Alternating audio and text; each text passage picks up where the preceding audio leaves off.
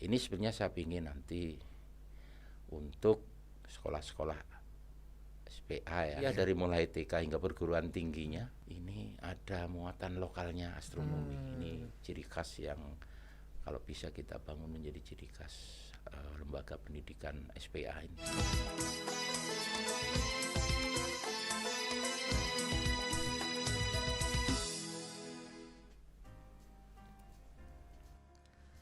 Bismillahirrahmanirrahim. Assalamualaikum warahmatullahi wabarakatuh.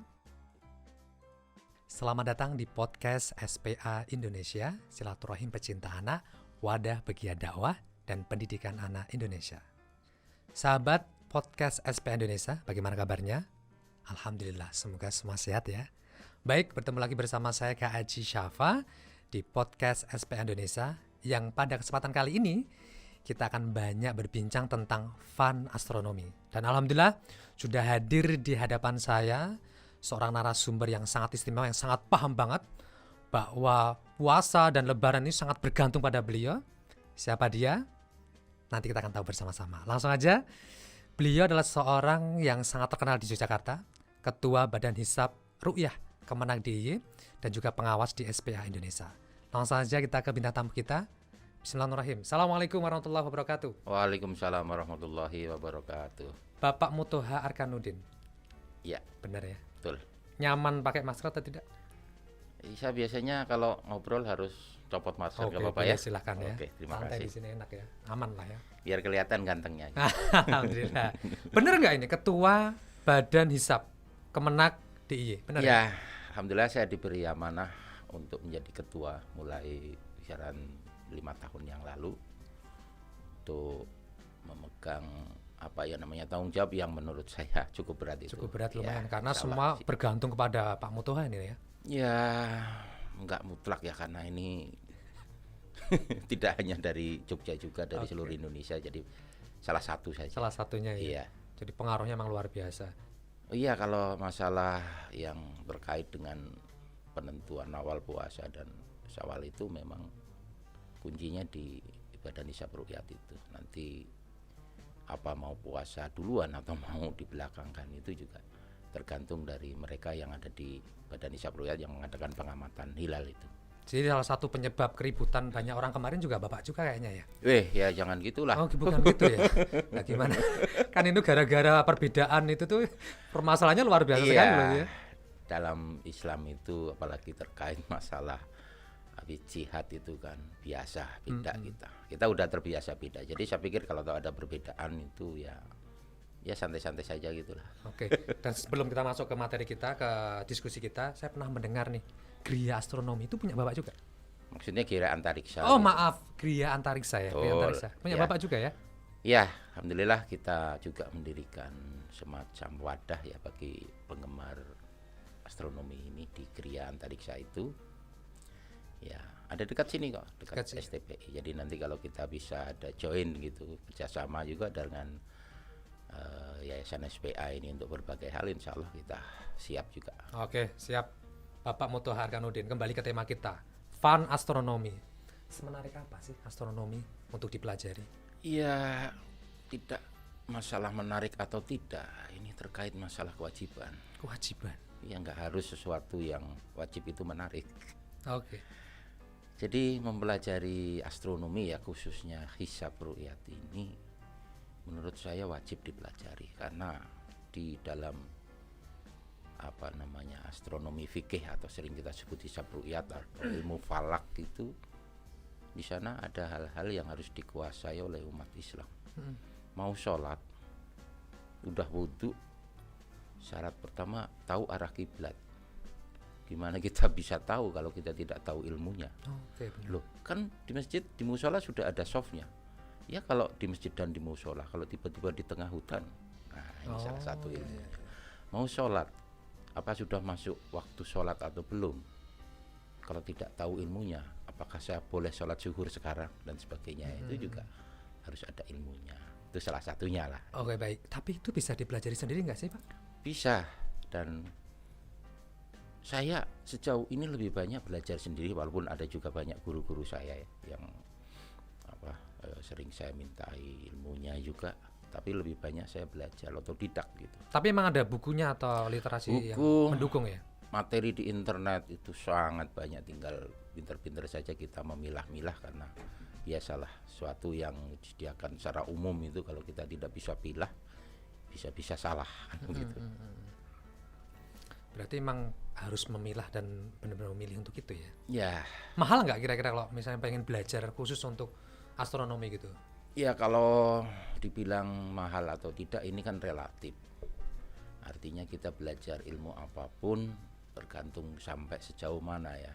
Kalau kita sampai kepada hal-hal yang sifatnya praktis, sampai kepada pembelian alat-alat dan sebagainya, ya tentu budgetnya akan lebih bertambah. Tapi kalau hanya belajar dalam hal keilmuannya saja gitu, membaca-baca literatur dan sebagainya, saya pikir kita dengan modal gadget aja udah bisa berselancar ke sana sini. Berarti dulu itu berawal dari hobi atau langsung memang fokus kepada belajar astronomi? Ya, awalnya memang hobi ya. Jadi saya itu sejak kecil hobi astronomi, melihat langit, melihat bintang.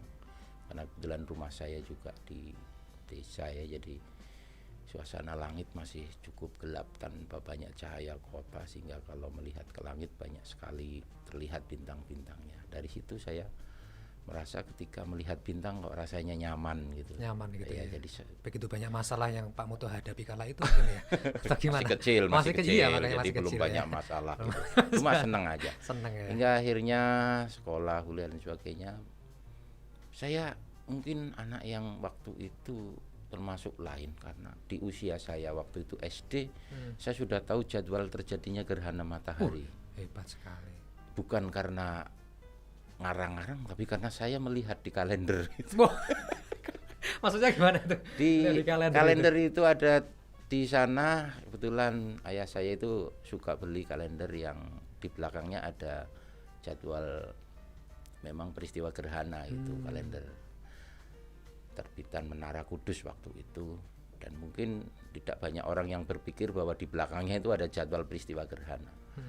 Nah, saya sudah waktu itu udah bisa membaca jadwal itu, sehingga ketika ada gerhana ya di sekolah saya sengaja memberitahu teman-teman juga untuk bisa mengamati peristiwa itu. Bahkan saya menyiapkan alatnya waktu itu sesederhana mungkin ya, hanya berbekal kaca-kaca riben saya tumpuk untuk bisa melihat peristiwa gerhana itu agar aman gitu kan, tidak silau gitu.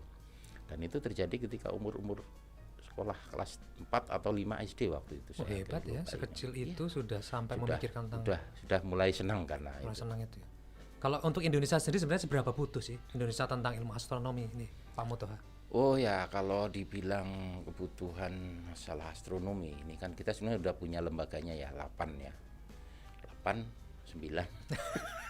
Serius ini 8 ini apa ini? 8 ini lembaga antariksa dan penerbangan nasional ini yang sekarang sudah dilebur ke BRIN itu ya, bersama badan-badan dan lembaga yang lain. Itu ya menurut saya itu NASA-nya Indonesia, agen space-nya, space agency-nya Indonesia, yang tentu ya ini kaitannya dengan kebutuhan dunia ini akan adanya titik-titik astronomi di setiap negara, karena kita kan banyak sekali program-program astronomi secara internasional. Program yang paling mendesak saya pikir kita sedang eksplorasi terdekat ini planet Mars, sedang kita eksplorasi, berbagai negara berlomba ke sana. Nah, Dan Mas Mutoha sudah sampai di level itu ya? Ya pikirannya saja. Artinya kita turut. Pikirannya udah berapa persen tuh sampai sana Mas Mutoha ini? Ya artinya kita tanamkan ini kepada anak-anak, kepada penerus-penerus kita, bahwa ke depan ini kita jangan hanya berharap kepada bumi. Bumi ini suatu saat juga renta, suatu saat tua, dan perlu umat manusia itu juga punya tempat baru yang memungkinkan bisa di sana juga muncul peradaban dan sebagainya. Makanya program luar angkasa ini juga menjadi salah satu prioritas. Kecuali itu juga sebetulnya hal-hal yang paling simpel ya tentu terkait dengan keamanan negara ya. Kita selama ini pertahanan kita, alutsista kita kebanyakan membeli roket dan sebagainya. Nah, idealnya ya kita mau buat sendiri. Ada hubungan astronomi dengan keamanan negara? Oh ya jelas, karena teknologi sekarang lebih banyak teknologi yang dikontrol dari satelit-satelit juga. Oh iya. Tanpa adanya satelit misalnya, keamanan negara ini juga rawan. Misil-misil yang diluncurkan ya dari satu negara ke negara lain itu juga yang mendeteksi juga satelit-satelit ini, sehingga dia bisa menghadang di tengah dan sebagainya. Itu salah satu ya manfaat dari teknologi luar angkasa, itu kan salah satunya roket ya. Makanya ini juga nanti ada fun-nya, itu salah satunya kita punya divisi peroketan. Wah, luar biasa ini. Ini Menarik gitu. Menarik loh ini, tapi memang mungkin pemikiran kecerdasan Mas Motoha ini belum tentu bisa di Oh iya ya, pelan memang. Saya sendiri hanya bisa kadang bermimpi dulu gitu kan. Ini suatu saat ya anak-anak kita harus mulai paham tentang masalah-masalah seperti. Makanya kita adakan juga kegiatan kadang lomba roket, tapi tidak roket yang proplan atau bahan bakar api atau padat. Itu kita masih pakai yang air itu. Air itu ya. Okay. Itu kan fun juga. Oke, fun juga. Oke. Mas Motoha, terakhir gini. Mas Motoha kan dulu lama juga ya di SPA ya. Ya. Ya pernah di SPA lah ya. Termasuk lama kan ya di SPA ya. Iya, sejak angkatannya almarhum ya. Almarhum. Saya itu aktif di SPA juga, Kak Adi juga. Itu kita satu angkatan waktu itu. Oke. 90-an lah. Dengan keahlian yang luar biasa dari Mas Motoha ini tentang astronomi, kira-kira ada yang bisa dikembangkan nggak nih untuk teman-teman SPA berserta unit-unit yang begitu banyak? Kira-kira ada nggak kira-kira? Dulu sebenarnya kita sudah mulai merancang. Waktu itu judulnya Fun Astronomi memang. Di sekolah-sekolah ada beberapa SD IT Salsabila ya, antara lain Prambanan, kemudian juga di SD IT Pendowo Harjo. Kita sudah sempat turun ke lapangan untuk mengenalkan astronomi. Kita bawa teleskop waktu itu. Jadi anak-anak kita antri untuk bisa melihat menggunakan teleskop. Wah, senang sekali mereka. Tahun berapa maaf itu Pak Motoha? Wah, sekitar tahun 2010-an ya. 2010 udah cukup lama. 10 tahun yang lalu ini. Sayang memang nggak ada follow up lagi karena ya mungkin kesibukan yang lain. Ada yang paling menarik menurut saya ketika anak-anak kita kenalkan dengan roket. Kita bermain waktu itu sederhananya hanya dengan ini kalau nggak salah ya betul aqua atau apa itu? Iya. Itu yang kita pompa lalu kita kasih air terus bisa dia meluncur. Itu anak-anak senang sekali dan nggak mau berhenti itu akhirnya. Okay. Kita juga membawa LCD waktu itu, belum banyak yang punya LCD proyektor, kita udah bawa ke sekolah itu, anak-anak kita ajak nonton film astronomi dan mereka sangat enjoy ya, menikmati bagaimana petualangan dari planet ke planet lewat tayangan LCD yang kita bawa waktu itu. Nah, ini sebenarnya saya ingin nanti untuk sekolah-sekolah SPA ya bisa dikembangkan lagi. Iya, dari mulai TK hingga perguruan tingginya ini ada muatan lokalnya astronomi. Ini ciri khas yang kalau bisa kita bangun menjadi ciri khas lembaga pendidikan SPA ini. Oke. Baik Mas Motoha, ini menarik, tapi memang momen ini harus segera kita closing statement ya. Ya. Karena memang ini kalau dilanjutkan ini panjang banget ini. Nanti kita bisa undang kembali lagi lah untuk mampir ke sini khusus untuk membahas tentang astronomi yang lain. Iya. Ya. Baik. Biar bisa ada jilid keduanya kan. Boleh jilid keduanya. Karena ini kecerdasan Mas Motoha ini sepertinya di atas kemampuan manusia biasa ya, karena bahkan mau sampai ke Mars ini aja Allah. Ini udah luar biasa. Baik Mas Motoha, Pak Motoha, closing statement untuk teman-teman kita podcast SPA Indonesia, silakan monggo. Ya, podcast SPA Indonesia semoga terus maju.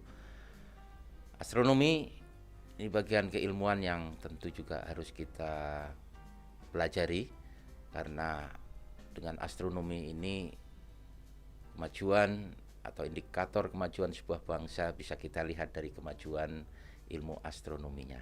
Itu menurut saya. Oke, baik. Terima Ya. kasih Pak Mutoha sudah hadir di tempat ini. Dan insya Allah semoga kita nanti bisa bertemu lagi ya. Ya, terima kasih. Baik, Insya Allah. sahabat SPA Indonesia, seperti itu perbincangan saya bersama Bapak Mutoha Arkanudin, salah satu orang yang sangat penting di Indonesia ini. Jadi semoga ini bisa memberikan manfaat dan inspirasi untuk kita semuanya. Dan terakhir, tetap semangat dan tetap berbuat sesuatu untuk agama Allah. Terima kasih dari saya, Kak Haji Syafa. Sampai ketemu lagi nanti. Wassalamualaikum warahmatullahi wabarakatuh. Waalaikumsalam warahmatullahi wabarakatuh.